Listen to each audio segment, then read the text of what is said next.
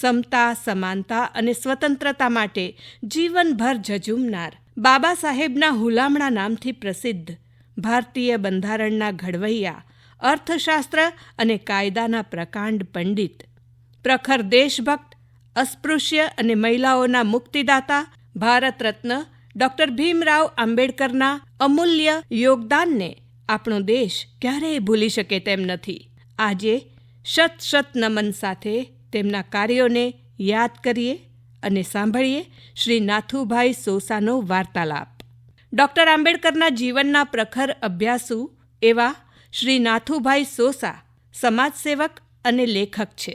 રાષ્ટ્ર નિર્માણના શિલ્પી ડૉક્ટર આંબેડકર પુસ્તક ઉપરાંત ડૉક્ટર આંબેડકરના વિચારોનું સંપાદન રત્નકણિકા નામે તેમણે કર્યું છે.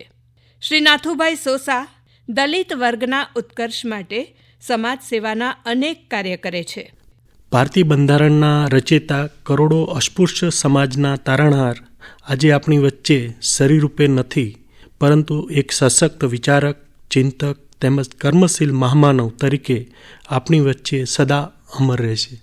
ડૉક્ટર બાબા સાહેબ આંબેડકર છેલ્લા 2500 વર્ષમાં પદ દલિત સમાજમાં જન્મેલા પ્રથમ ક્રાંતિકારી નેતા હતા.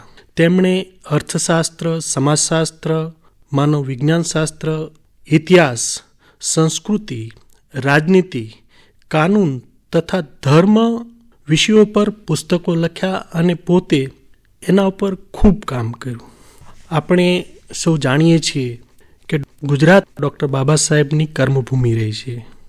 સને 1920થી ડૉક્ટર બાબા સાહેબ સાર્વજનિક જીવનમાં આવ્યા હતા. તેમણે મૂકનાયક સામાયિકની શરૂઆત સામાજિક ક્રાંતિ જગાવવા માટે, દલિત સમાજને જાગૃત કરવા માટે કરી હતી.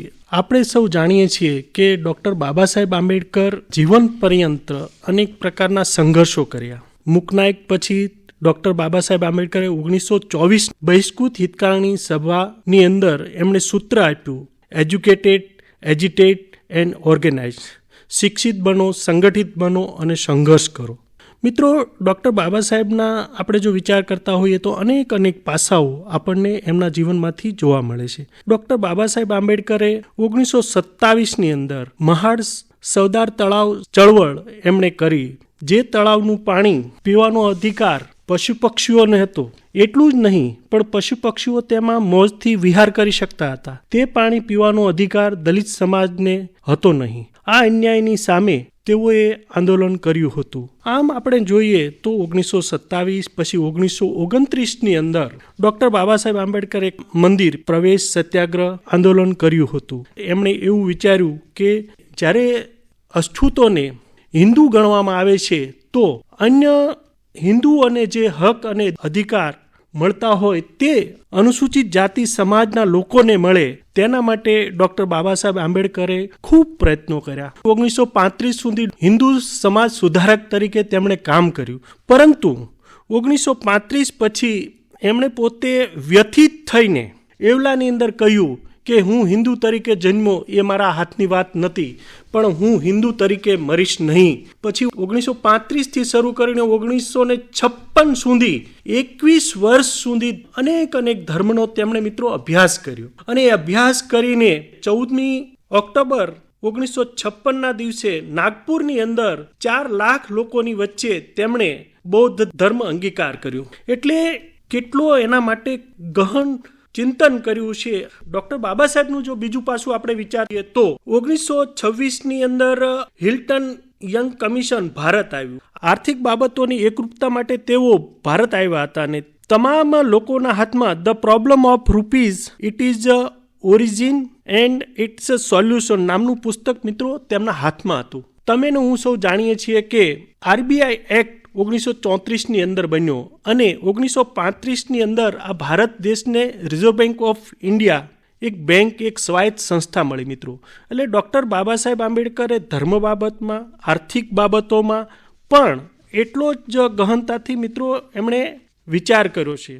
ડૉક્ટર બાબા સાહેબની આપણે જો અલગથી જો એક વિચાર કરીએ તો હિન્દુ કોડ બિલને 1950માં સંસદમાં રજૂ કર્યું હતું, જેમની પાછળના 2 ઉદ્દેશો હતા. એક હિન્દુ સમાજનું એકસૂત્રીકરણ અને બીજો ઉદ્દેશ હિન્દુ કાયદાઓમાં 5 સુધારા કરવા. તેમાં સૌથી પહેલો સુધારો વિવાહ સંદર્ભે હતો. બીજો સુધારો એક પત્નીત્વનો હતો. ત્રીજો સુધારો વિવાહ વિચ્છેદ સંબંધિત હતો. વિશિષ્ટ પરિસ્થિતિઓમાં વિવાહ વિચ્છેદનને કાયદેસર ગણવો. દરેક કુટુંબમાં પિતાને તેની પોતાની પુત્રીનો વિનિયોગ કરનાર ઉત્તરાધિકારી માનવા. અને 5મો સુધારો સ્ત્રી કે દીકરી સંપત્તિમાં સરખે હિસ્સેદાર રહેશે. મિત્રો, ડૉક્ટર આંબેડકર હિન્દુ કોડ બિલના આધારે હિન્દુઓનું સંવૈધાનિક સંગઠન કરવા માંગતા હતા, તેમજ તમામ હિન્દુઓને કાનૂની રીતે એક ધરાતલ પર લાવવા માંગતા હતા. એના થકી હિન્દુ છે એ શક્તિશાળી બને તેવી ડૉક્ટર બાબા સાહેબની મિત્રો નેમ હતી. અને એ નેમને આધારે જ આજે ડૉક્ટર બાબા સાહેબ આંબેડકરને તમે ને હું સૌ યાદ કર્યા છે. મિત્રો, આ ડૉક્ટર બાબા સાહેબ આંબેડકર જ્યારે સંવિધાનની સભાઓમાં બોલતા હતા ત્યારે તેમનો ઉદ્ગાર હતો. આ સવાલ મને મૂંઝવી રહ્યો છે. જાતિભેદ અને જુદા જુદા ધ્યેયો સામે રાખીને જે રાજકીય પક્ષો સ્થાપ્યા છે અને થપાશે એ આપણા સમાજ જૂના શસ્ત્રોમાં ઉમેરો કરશે. આવા વિચારો મારા મનમાં ઉઠે છે. તેનાથી દેશનું ભવિષ્ય કેવું થશે તેની મને ચિંતા થાય છે.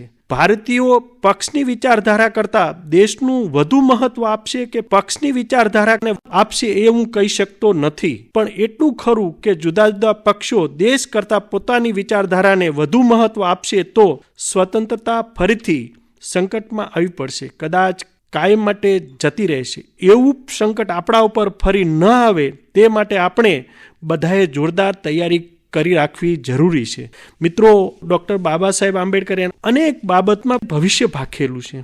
અને શિક્ષણ બાબતમાં પણ ડૉક્ટર બાબા સાહેબ આંબેડકરના બહુ સ્પષ્ટ વિચારો હતા. શિક્ષણ વિશે મહારાષ્ટ્ર વિધાનસભામાં પ્રથમ ભાષણ 1927માં તેમણે કહ્યું હતું કે સામાન્ય માણસ માટે શિક્ષણ સુલભ બને એવી વ્યવસ્થા કરવી જોઈએ. નીચલા વર્ગ માટે ઉચ્ચ શિક્ષણ ખર્ચાળ હોવું જોઈએ નહીં. નીચલા વર્ગને ઉપલા વર્ગોની સમકક્ષ લાવવા માટે તેમને સવલત આપવી જોઈએ. 5 અને 10ની સંખ્યાને 2ના આંકડાથી ગુણવામાં આવે તો ગુણાકાર 10 અને 20 આવશે.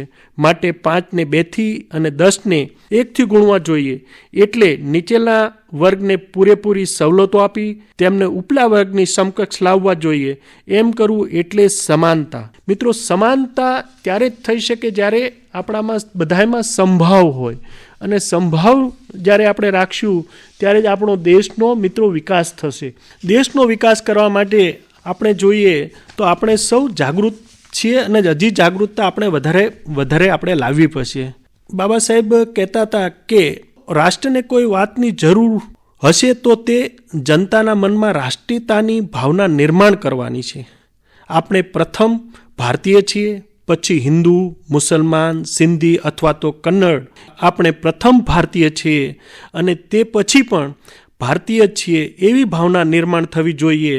આદર્શ દ્રષ્ટિ સામે રાખવી હોય તો જે બાબતોને લીધે સંકુચિતતા, પ્રાંતાભિમાન અને પક્ષાભિમાનની વૃદ્ધિ થાય તેવી સર્વ બાબતો આપણે ટાળવી જોઈએ.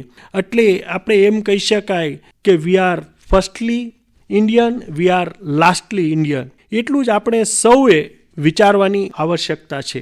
ડૉક્ટર બાબા સાહેબ આગળ વધવા માટેની આપણને મિત્રો પ્રેરણા આપે છે. બાબા સાહેબ કહેતા હતા કે વિદ્યાની ઉપાસના એ મારું ખૂબ જ ઊંડું વ્યસન બની ગયું છે.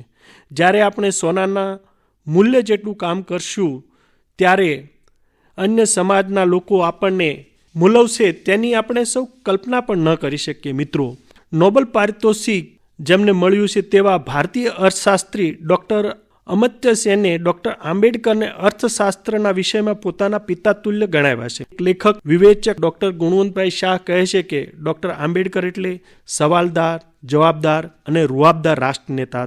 એક એના જીવનની બનેલી ઘટનાઓ આપણને કહે છે. જબ મેરે प्यारे बेटे गंगाधर का निधन हुआ था तब मेरे पास इतने पैसे नहीं थे कि मैं मेरे बेटे के लिए कफन खरीद सकूं. मेरी पत्नी रमाबाई ने तब उनके साड़ी के एक टुकड़े को फाड़कर मेरे गंगाधर का मृत्युदेह हमने ढंका था.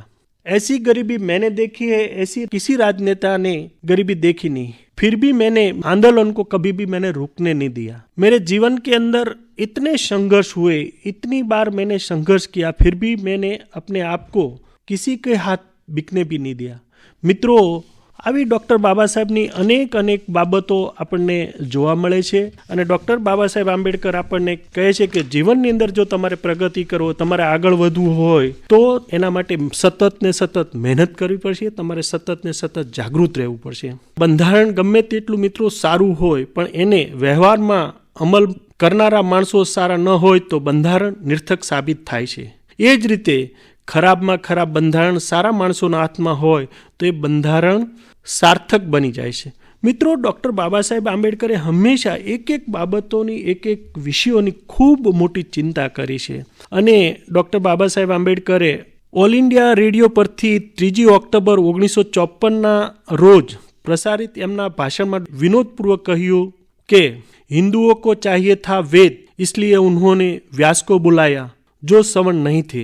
हिंदुओं को चाहिए था एक महाकाव्य, इसलिए उन्होंने वाल्मीकि को बुलाया जो खुद अछूत थे.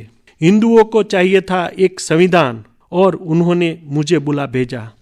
धन्यवाद મિત્રો, આપ સૌનો હું ઋણી